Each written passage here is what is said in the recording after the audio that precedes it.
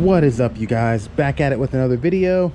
Today we are going to do a little work on the 2022 Honda Grom.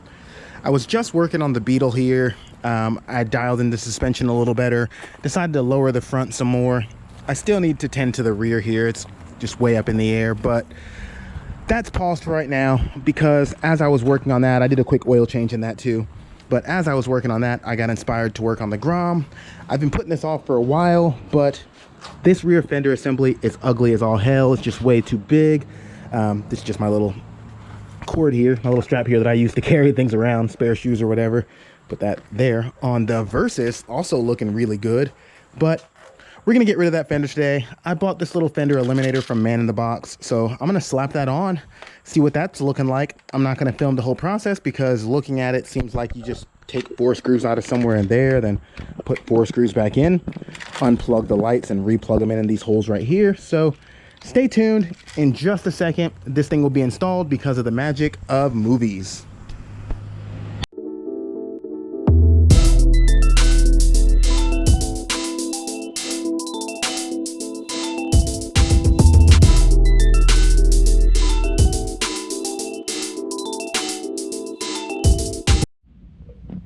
JK. I wanted to show you guys that it really is just these 4 screws. It looks like.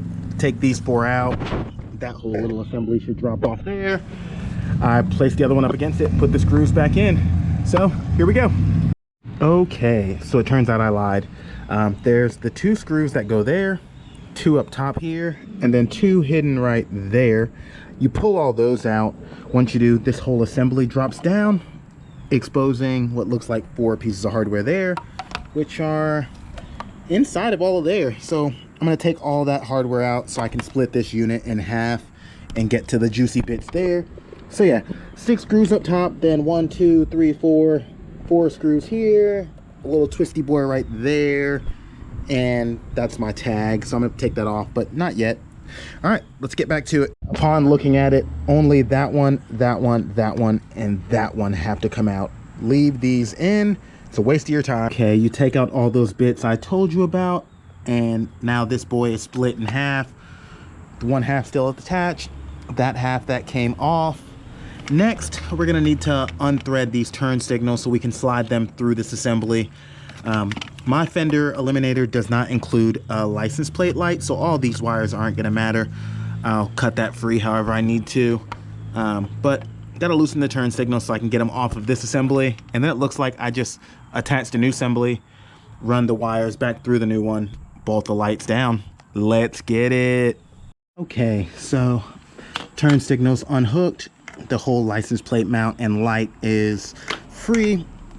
I snipped the license plate light wires because I don't need those. Get everything all unhooked. I almost fell. Did you guys see that? Whoa, I'm still almost falling. Oh my God. Okay, I'm gonna get that unhooked out of there just by bending that little bit up right there. Get that wire free. I will cut the, that's probably long enough. I think I'll keep the tail light wire or the license plate light wires. I'll keep those and just tuck them up, tape that end off. Then I'll figure out how to bolt this whole new thing up. Let's do it. Wires completely free, ready to mount this assembly up. I imagine it's gonna match up with 4 of the original holes. We will see. Once that's done, run the turn signal wires through these holes here on either side respectively. Use these screws to tighten them down and just tuck away the extra wires somewhere. Should be easy. Okay, this is really easy, but it is more involved than I thought. I got the 4 screws in that are gonna hold the new guy in. These ones are all snug down, but these ones are spinning freely. So you gotta get it from the other end, which, I don't know if you can see that, means removing these screws there, those 4. That'll remove this little plate here. That way you can get that screw from the other side, hold it from both ends and tighten it down. So, gonna do that now. All right, with that little face plate taken off, it exposed those, can you see? Those 2 there.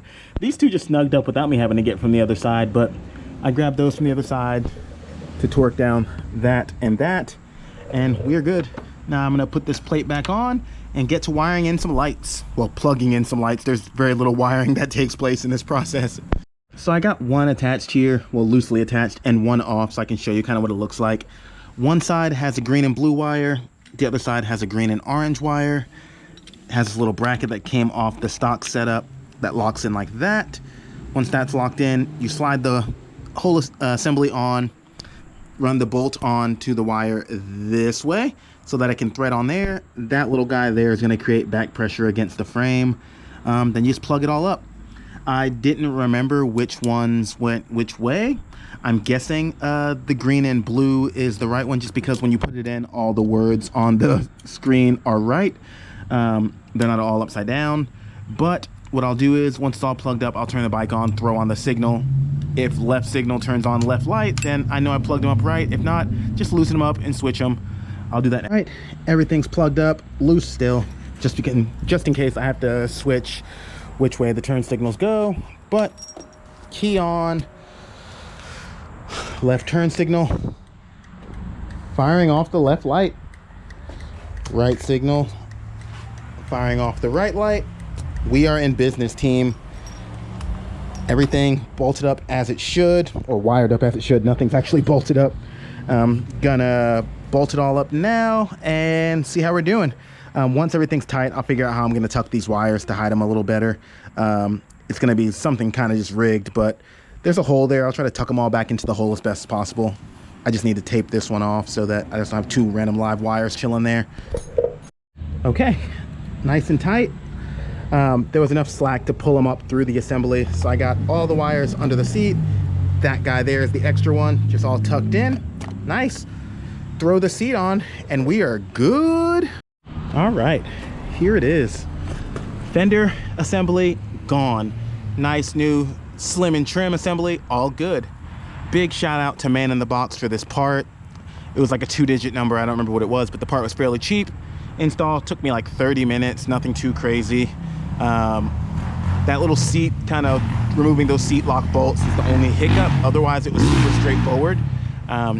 This kit does come with 0 instructions, so hopefully this video will help a lot of people out that want to eliminate the Fender on their 2022 Grom. But you can tell it looks good. License plates on there nice and snug, turn signals work, everything is solid. Easy work and super big improvement in looks. I love it. I'm not genuinely a guy that always does Fender Eliminators. You guys know the Fender's still on the Versus. There's a Fender Eliminator on the Bonneville that I don't really love.